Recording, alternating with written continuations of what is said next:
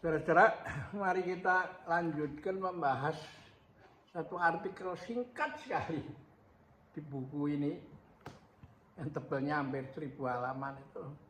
Nah, sampai setengah halaman, ya, kalau saya nggak kulik itu hilang cerita itu.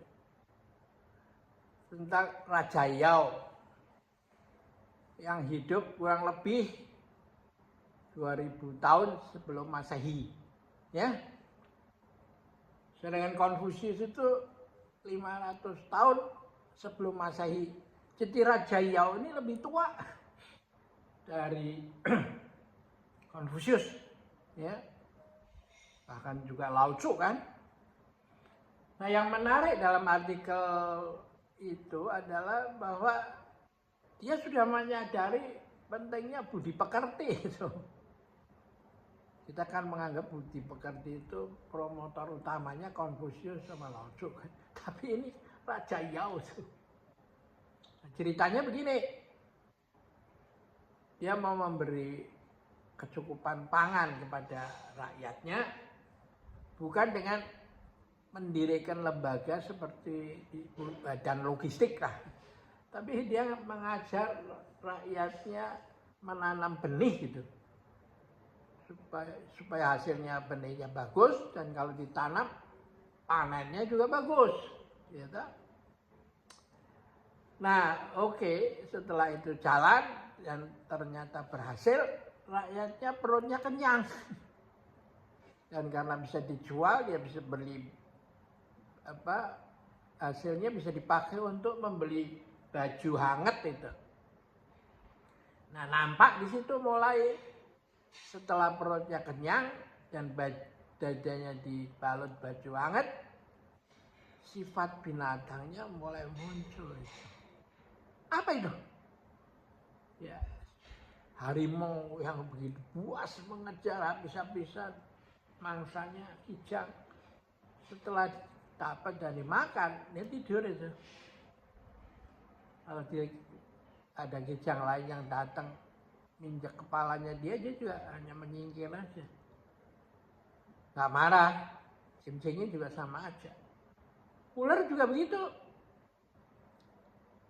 Nah, manusia justru berbeda ini. Menurut Raja Yao atau si Nyamelman yang ditangkap Raja Yao itu, bahwa dia lalu menjadi males itu. Ya, manusia yang kenyang, bajunya hangat itu nggak mau kerja lagi. Ya, dia mau menikmati aja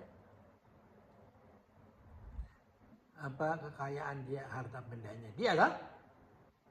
Hidup mau santai, enak, ya kan. Nah, kewalahan begitu, Raja Yao sudah memikirkan, ini tak kasih apa, tak kasih budi pekerti itu. Nah, budi pekertinya itu dalam bentuk apa? Nah, dalam Zen Quan itu ada cerita tentang no work, no food. Kalau lu udah kerja, lu nggak ada makan itu. Nah, pasal itu dimasukkan ke dalam perjanjian kerjasama KKB di dalam antara pengusaha sama buruh di satu pabrik ya. Ditandatangani oleh pemerintah ya, mewakili kan, tripartit gitu. Nah, apa yang terjadi? Tripartit itu lalu serikat buruh dan pemerintah itu bersifat protektif itu dengan konsep hak asasi dan bla bla bla bla lain, yaitu melangkah kepada yuk di pabrik nggak boleh ngangkat berat-berat, dikasih beban batas nggak boleh lebih dari sekian kilo, itu dimasukkan di dalam KKP. Kebisingan mesin juga diukur nggak boleh lebih tinggi dari sekian desibel. Tapi apa yang terjadi? Setelah jam teng kantor tutup atau kerja ganti, mereka pada mampir ngopi dugem di tempat musik, kafe gitu, yang diputer lagu-lagu yang metal yang memekakkan telinga. Lalu sebagian lagi masuk ke gym, angkat-angkat berat itu. Nah ini saya temukan ketika saya ke Eropa, mengunjungi pabrik-pabrik itu, yang punya itu ngeluh sama keadaan ini dan bilang sama saya, yang men, kalau nanti pulang ya mau membangun di punya negeri, ini lu mesti perhatiin itu. Ya kan? Tapi ya mau nggak mau, kita harus nggak bisa kata domain hak asasi manusia itu memang ada. Tapi bagaimana supaya itu tidak sampai mengganggu kelangsungan perusahaan sebagai sumber penghasilan, toh? Nah, Alkisah dalam cerita Zen itu ada sebagai berikut. Tiap pagi pimpinan biara paling atas sampai bawah itu harus kerja. Kerja apa saja, ngepel, motong rumput, apa segala macam, bersihin ini itu. Ini bibit-bibit Kaizen sudah ada di sini.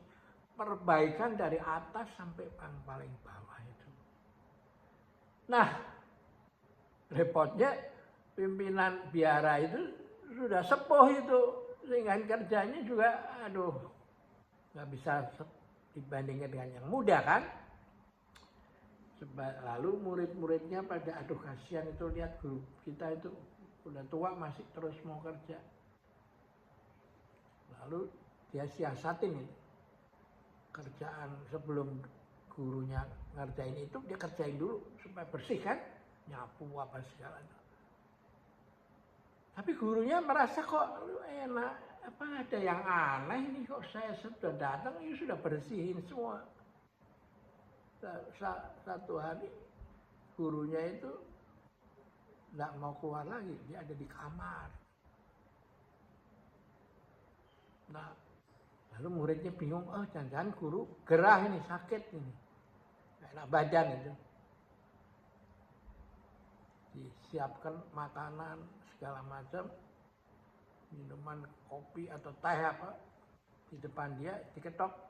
Guru sakit ya? Enggak, saya biasa aja. Nah, kok nggak ikut kerja? Tuh, kalau itu saya sudah siapkan di depan kamar ini makanan untuk sarapan guru kan? Lalu gurunya buka pintu mengatakan, no work, no food itu. Kalau lu ngelarang saya bekerja, saya juga nggak mau makan. Wah, inilah yang sebenarnya lalu menjadi etika. Kalau begini sumber daya manusianya, maka pemilik pabrik itu tidak akan cepat-cepat memindahkan pabriknya, relokasi ke yang UMR-nya masih murah, atau mengganti pabrik itu menjadi dengan robot itu yang bisa kerja 24 jam tanpa upah, ya toh, cuman bayar listriknya doang. Nah inilah pentingnya ada membaca buku ini. Artikelnya itu kecil segini, yang menunjukkan bahwa ternyata Konfusius sama Lao Tzu itu di balik itu masih ada yang lebih tua yang mengajari itu semua tentang budi pekerti ya. Oke, kita akhiri di sini dulu. Sampai jumpa lagi.